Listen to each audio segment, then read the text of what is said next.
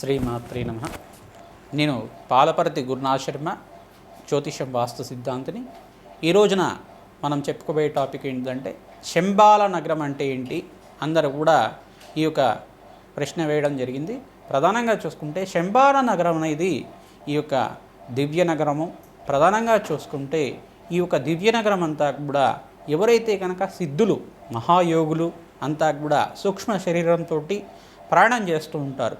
ఎవరైతే మహాయోగులంతా కూడా సిద్ధి పొందడానికి సిద్ధాశ్రమంలో అంతా కూడా వాళ్ళ యొక్క సిద్ధయోగాలు జపాలు అంతా కూడా ఆచరించడం, ఈ యొక్క సిద్ధయోగం అంతా కూడా మోక్ష మార్గానికి కారణమవుతుంది. కావున ఈ యొక్క సిద్ధాశ్రమం అంటారు దీన్నంతా కూడా. దీనినంతా కూడా పరిపాలించేది ప్రధానంగా చూసుకుంటే మహా అవతార్ బాబాజీ గారు.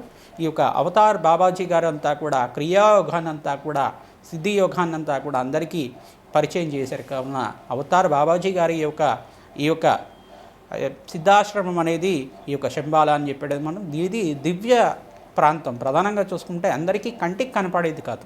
ఎవరైతే కనుక ఆస్ట్రో ట్రావెల్స్ చేస్తుంటారో సూక్ష్మ శరీరంతో ప్రయాణం చేయడం వల్ల వీళ్ళకంతా కూడా ఈ యొక్క సిద్ధాశ్రమంలో ప్రవేశం చేయడానికి మాత్రమే అర్హత దొరుకుతుంది.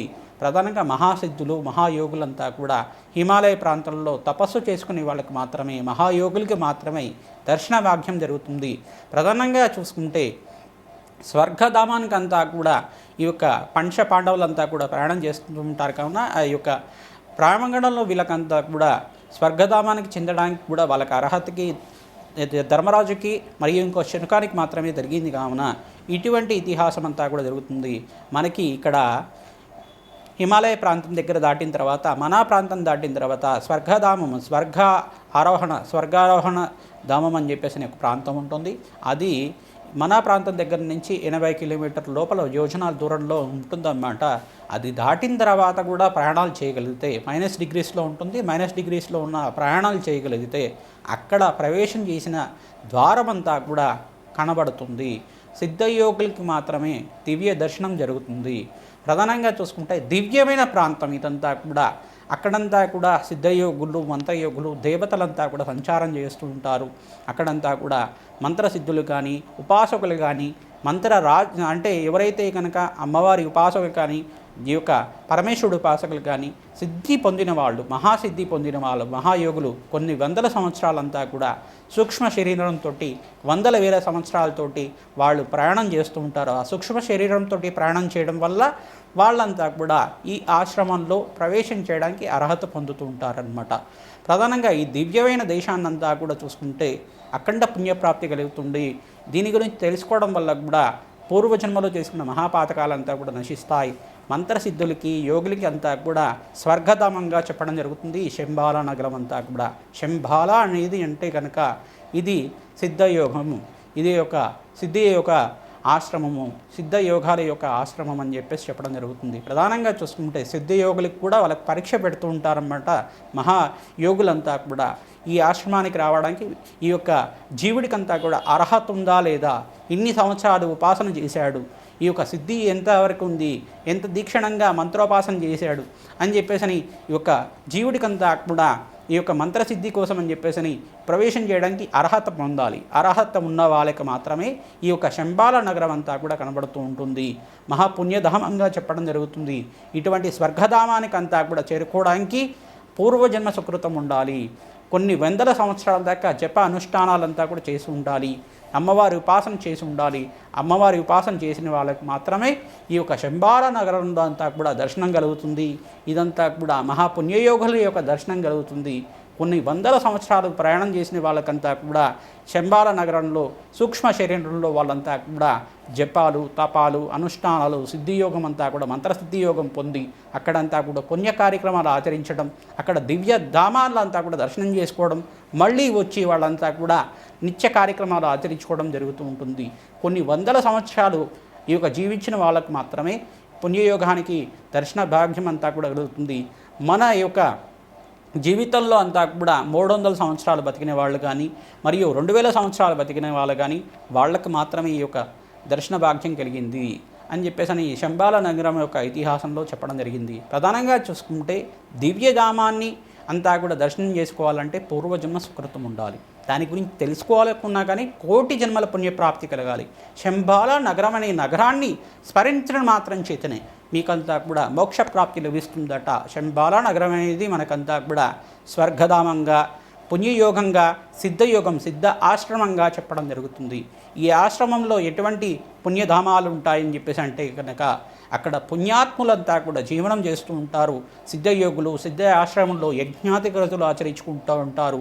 ఎప్పుడైనా దేశానికి విపత్తి కలుగుతున్నప్పుడు వాళ్ళ యొక్క మంత్రశక్తితోటి, మంత్రయోగంతో ఆ విపత్తునంతా కూడా అడ్డుకుంటూ ఉంటారట. దేశాన్ని అంతా కూడా రక్షిస్తూ ఉంటారు, ప్రపంచాన్ని రక్షిస్తూ ఉంటారు.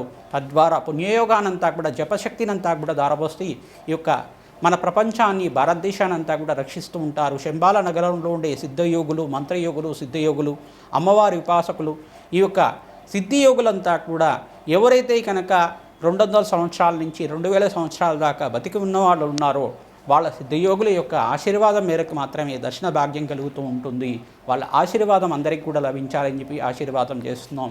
ఈ యొక్క శంబాల నగరం అనేది దివ్యమైన ప్రాంతము, అందరికీ కంటికి కనపడేది కాదు. ఈ యొక్క అందరికి కూడా ఈ యొక్క శంబాల నగరం గురించి తెలుసుకోవాలని చెప్పి ప్రధానంగా వీరంతా కూడా ఎవరైతే కనుక ప్రయత్నాలు చేస్తున్నారో వాళ్ళకంతా కూడా వృధా ప్రయాసగా చెప్పడం జరుగుతుంది.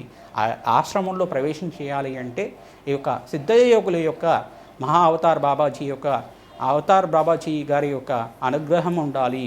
ప్రధానంగా చూసుకుంటే ఆశ్రమంలో ఉండే ఆ దేవత యొక్క మహారాజు యొక్క అనుగ్రహం ఉండాలి. ఈ యొక్క దేవత యొక్క అధిష్టాన దేవత యొక్క అనుగ్రహం ఉండాలి. ప్రవేశం చేసిన మాత్రం చేతిని అక్కడ పరీక్షలో అంతా కూడా మీరంతా కూడా పరీక్షనంతా కూడా నెగ్గి అక్కడ సిద్ధాశ్రమంలో స్థిర నివాసం ఏర్పరచుకోవాలి. అక్కడ సిద్ధాశ్రమంలో సిద్ధయోగిగా మారాలి. తద్వారా ఎవరైతే కనుక మహాసిద్ధి యోగం అంతా కూడా పొందుతూ ఉంటారో, క్రియాయోగాన్ని సిద్ధి పొందుతూ ఉంటారో వాళ్ళంతా కూడా ఆస్ట్రో ట్రావెల్స్ చేసిన వాళ్ళకి మాత్రమే వీళ్ళకంతా కూడా సిద్ధియోగంలో ఉంటుంది. కొన్ని మంత్రోపాసాలంతా కూడా చూసుకుంటే 300 సంవత్సరాల దాకా మంత్రోపాసన చేస్తే ఒక సిద్ధి పొందుతారని చెప్పేసి చెప్తూ ఉంటారన్నమాట. ప్రధానంగా 2000 సంవత్సరాల దాకా ఈ యొక్క ఆస్ట్రో ట్రావెల్ చేసుకుంటూ వాళ్ళంతా కూడా సూక్ష్మ శరీరంలో జీవితాన్ని గడుపుతూ ఉంటారు మహాసిద్ధి యోగులంతా కూడా. అటువంటి దివ్యధామం అంతా కూడా శంబాల నగరంలో వాళ్ళు స్థిర నివాసం ఏర్పరచుకొని పుణ్య కార్యక్రమాలు, జపాలు, అనుష్ఠానాలంతా కూడా దపశక్తిని అంతా కూడా జగన్మాతకంతా కూడా దారిపోస్తూ ఉంటారు. తద్వారా వాళ్ళకంతా కూడా మరుజన్మ లేకుండా ఈ యొక్క జీవన విధానం అనేది చేసుకుంటూ ఉంటారు. మహాసిద్ధి యోగులకంతా కూడా మళ్ళీ గర్భ నివాసం లేకుండా వాళ్ళకంతా కూడా గర్భ నివాసంలో ఉండడానికి వాళ్ళు అర్హత లేకుండా ఉండే విధంగా చేసుకుంటూ ఉంటారన్నమాట. అంటే మళ్ళీ పుట్టకుండా ఉండాలని చెప్పేసి ప్రయత్నం చేసుకుంటూ ఉంటే వీళ్ళంతా కూడా ఏం చేసుకుంటారు, ప్రధానంగా సిద్ధయోగులంతా కూడా వాళ్ళ జప అనుష్ఠానాలు, త్యాగం అంతా కూడా చేసుకొని ఈ యొక్క కర్మానుష్ఠానాలంతా కూడా ఆచరించడం, మహామంత్ర సిద్ధియోగం కోసం అని చెప్పి ప్రయత్నం చేయడం. ఈ యొక్క సిద్ధియోగం పొందిన తర్వాత జగన్మాత అనుగ్రహం మేరకి సాక్షాత్కారం అయిన తర్వాత ఆ ఆదేశం మేరకంతా కూడా మంత్రయోగాన్ని ఎటువంటి ఈ యొక్క శుభ కార్యక్రమాలకి, పుణ్యయోగాలకి అంతా కూడా ఉపయోగించాలి. ఆదేశం మేరకి వాళ్ళ జీవన విధానం ఉంటుంది. తద్వారా సిద్ధ ఆశ్రమంలో వాళ్ళ స్థిర నివాసం ఏర్పరచుకోవడం, సిద్ధ ఆశ్రమంలో వాళ్ళంతా కూడా ఇక్కడంతా చూసుకుంటే సిద్ధాశ్రమంలో పొందిన తర్వాత మహామంత్ర సిద్ధియోగం పొందాలి. తద్వారా ఎవరైతే మహామంత్ర సిద్ధియోగం అంతా కూడా పొందుతూ ఉంటారో వాళ్ళంతా కూడా ఈ శంబాల నగరంలో స్థిర నివాసంగా ఉంటారు. దివ్యమైన ధామం, స్వర్గధామంగా చెప్పడం జరుగుతుంది. దివ్యమైన మంత్రసిద్ధులకి, పుణ్యాత్మలకి, పుణ్యయోగులకి, దివ్య పురుషులకి, మహాపురుషులకి, మహాపుణ్యపురుషులకి, దేవతలకంతా కూడా పుణ్యధామంగా చెప్పడం జరుగుతుంది. ఇటువంటి దివ్యధామం అంతా కూడా ఈ యొక్క మహారుషులు, పుణ్యయోగులు, సిద్ధులు అంతా కూడా ఈ ప్రాంతంలో తిరుగుతూ ఉంటారట. అటువంటి ప్రాంతం అంతా కూడా మానవ మాత్రులకి అసలు ప్రవేశం చేయడానికి కాదు, ఊహించడానికి కూడా నమ్మశక్యం కాదు. అటువంటి దివ్యధామం గురించి తెలుసుకోవడం వల్ల అఖండ పుణ్యప్రాప్తి కలుగుతుంది, కోటి జన్మల పుణ్యప్రాప్తి కలుగుతుంది. శంబాల నగరం అనేది అఖండ పుణ్యయోగాన్ని ప్రసాదించే దివ్యధామము. సిద్ధయోగులకి, మహాసిద్ధయోగులకి మాత్రమే ప్రవేశం ఉంటుంది. తద్వారా ఎవరైతే శంబాల నగరం గురించి ఇతిహాసం అంతా కూడా తెలుసుకుంటుంటారో అఖండ పుణ్యయోగం సిద్ధిస్తుంది, మోక్ష జ్ఞానం లభిస్తుంది.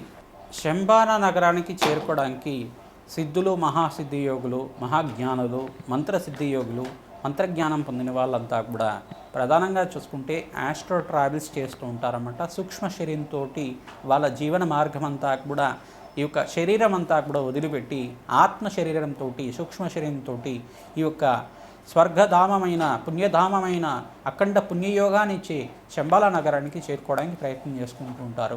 అఖండ కోటి జన్మల పుణ్యప్రాప్తి కోసం అని చెప్పేసి ప్రయత్నం చేసుకుంటూ ఉంటారు.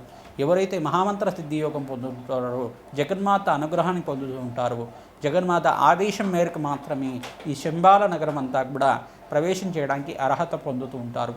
మహాసిద్ధి యోగులు వాళ్ళ చర్చలంతా కూడా ఈ యొక్క చర్చాగోష్ఠి అంతా కూడా నడుస్తూ ఉంటుంది. అక్కడంతా కూడా దివ్య శక్తిని అంతా కూడా వాళ్ళు ప్రసరించజేస్తూ ఉంటారు. ఆ దివ్యధామం అంతా కూడా తలుచుకున్న మాత్రం చేతనే కోటి యజ్ఞాల ఫలితం కలుగుతుంది, కోటి జన్మల పుణ్యప్రాప్తి కలుగుతుంది.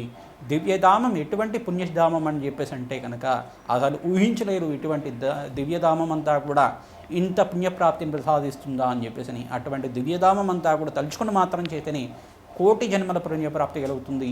జగన్మాత అనుగ్రహం అంతా కూడా శీఘ్రంగా లభిస్తుంది. ఇటువంటి ధామం అంతా కూడా చూసుకుంటే అంటే శరీరం వదిలిపెట్టిన తర్వాత ఈ ఒక ఆత్మ శరీరం నుంచి బయటకు వచ్చి ఆత్మ సూక్ష్మ శరీరంలో ప్రయాణం చేస్తూ ఉంటుంది.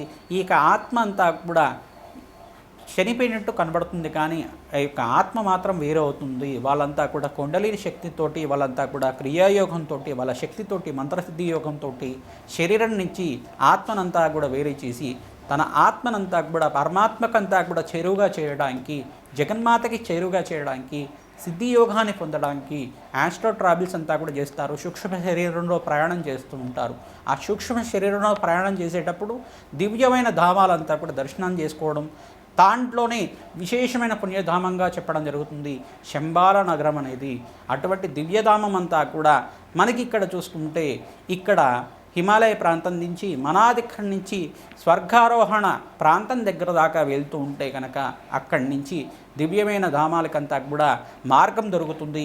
మరియు దివ్యధామం దగ్గర టిబెట్ దగ్గర నుంచి కూడా మనకి హిమాలయ ప్రాంతం దగ్గర నుంచి కూడా దివ్యధామానికి ఈ యొక్క మార్గాలంతా కూడా దొరుకుతాయని చెప్పేసి 4-5 మార్గాలు ఉన్నాయని చెప్పేసి అంటారు. ఎవరైతే సిద్ధియోగాన్ని పొంది ఉన్నారో, అమ్మవారి అనుగ్రహం పొంది ఉన్నారో, ఈ యొక్క మహావతార్ బాబాజీ యొక్క అనుగ్రహాన్ని పొంది ఉన్నారో వాళ్ళకు మాత్రమే ఈ ప్రవేశం చేయడానికి అనుగ్రహం లభిస్తూ ఉంటుంది.